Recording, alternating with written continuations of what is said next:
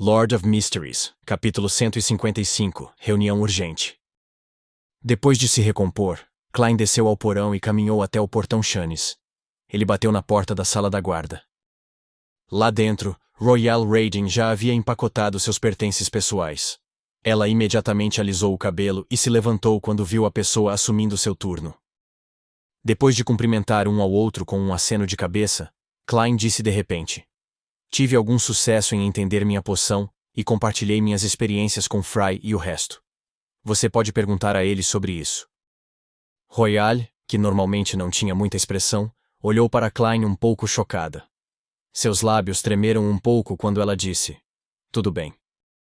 Senhora, vamos torcer para que você ainda consiga manter sua compostura calma por um tempo. Já tem um monte de gente atordoada sentada na sala de recreação agora." Klein riu e foi para trás da mesa, tirando habilmente a lata que Dan Smith usava para guardar seu café. Depois de preparar uma xícara de café aromático, Klein sentou-se e relaxou. Ele olhou para o corredor solitário e permitiu que seus pensamentos vagassem livremente. Vamos torcer para que a missão do Sr. Azik seja bem-sucedida e que ele não deixe nenhuma pista. Bem, mesmo que haja pistas, posso apenas fingir que não notei. Eu me pergunto onde o emblema sagrado do Sol Mutante está selado atrás do portão Chanis. Como não possui qualidades vivas, só precisa de um pouco de espaço. Pensando sobre isso, eu não estive dentro do portão Chanis. Não tenho certeza de como é por dentro. Para ser capaz de manter os estranhos artefatos selados de tamanhos variados seguros e manter a vigilância, deve ser realmente muito especial. Por exemplo, as cinzas de Santa Selena? Muitos pensamentos passaram pela cabeça de Klein quando de repente ele ouviu passos urgentes. Ele se concentrou e lançou um olhar para a porta. Ele viu o velho Neil, vestindo sua clássica túnica preta, aparecer no corredor com um tapete preto nas mãos. Ele entrou na sala da guarda e não disse nada, mas observou Klein atentamente. "Sr. Neil, aconteceu alguma coisa?" Klein soltou uma risada seca e tomou um gole de seu café perfumado. O velho Neil o avaliou e suspirou. "Pensar que você encontraria inspiração na máxima dos espreitadores de mistérios e dele. Eu tenho que louvar a deusa, também tenho que agradecer por seus ensinamentos." Klein respondeu com toda a seriedade. O velho Neil puxou uma cadeira para trás e sentou-se. Ele disse um pouco deprimido: "Que bom seria se fosse há 20 anos." Klein manteve seu silêncio, pois sabia que o velho Neil não tinha permissão para consumir mais nenhuma poção, por causa de sua idade e saúde, mesmo que tivesse digerido completamente a que tinha agora. Sob tais circunstâncias, qualquer coisa que ele dissesse o teria agitado. Meus primeiros pensamentos foram obter rapidamente o controle de minha poção a partir da máxima dos espreitadores de mistérios. Mas, infelizmente, eu não estava na direção certa. O sucesso de Dale me deu algumas pistas, mas eu já tinha mais de 50 anos naquela época e já havia desistido de meus esforços.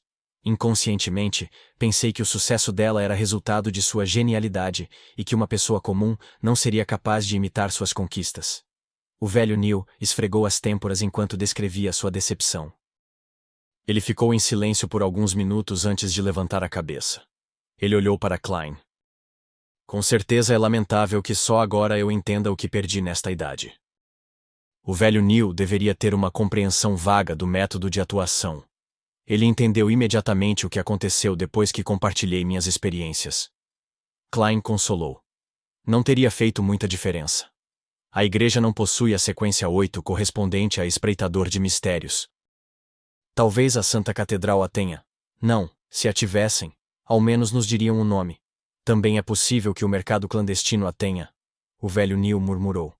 Ele balançou a cabeça enquanto se levantava. Ele riu e disse: "Pelo menos não perdi o controle e vivi saudavelmente por décadas.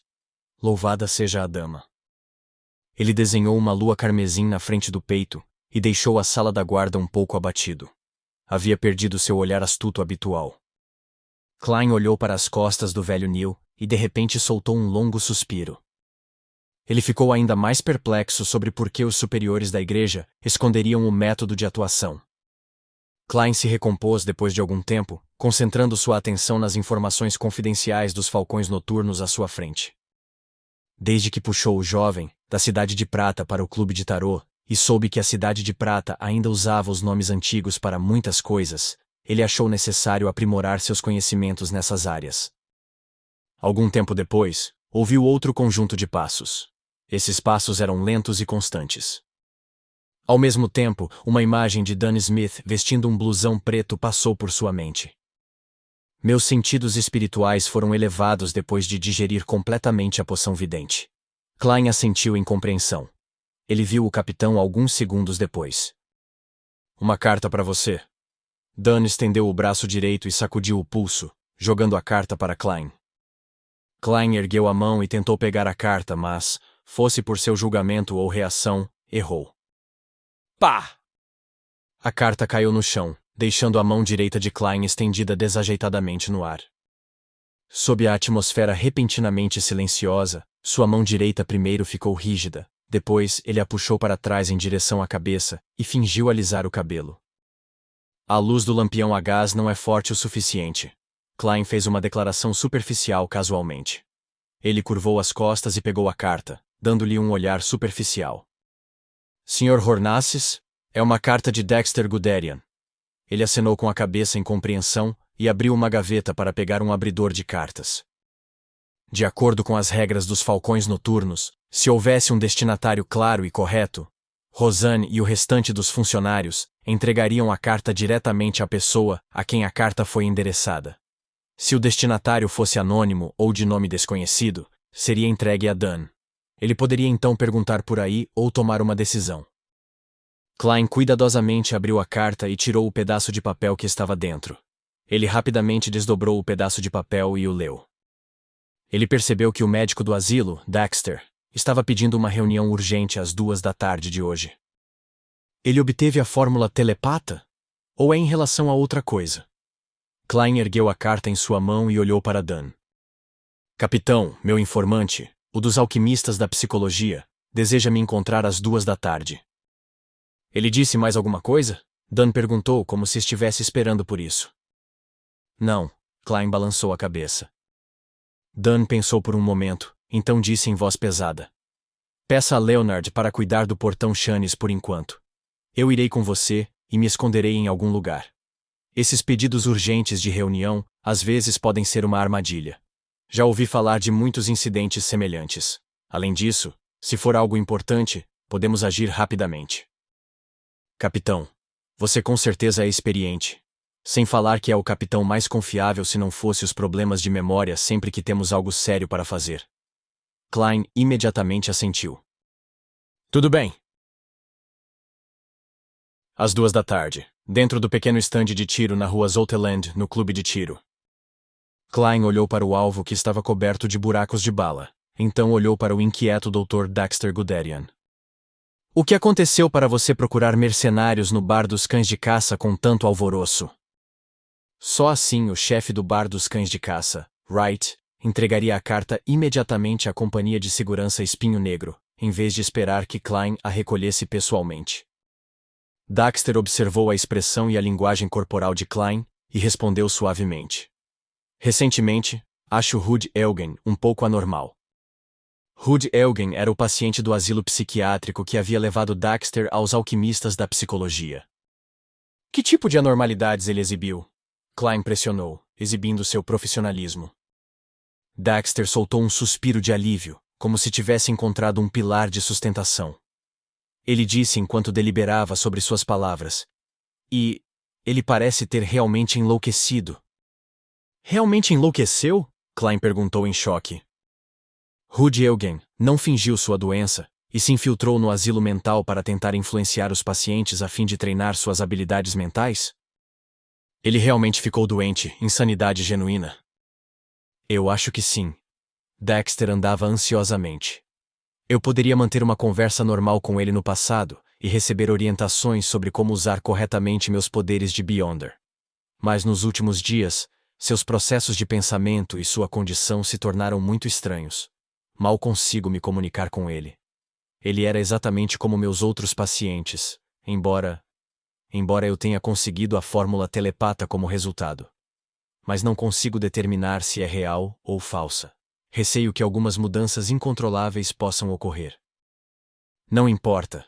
Como um vidente que tem um mundo misterioso acima da névoa cinza, serei capaz de determinar se é real ou falsa. Klein soltou um suspiro de alívio, antes de franzir as sobrancelhas e perguntar.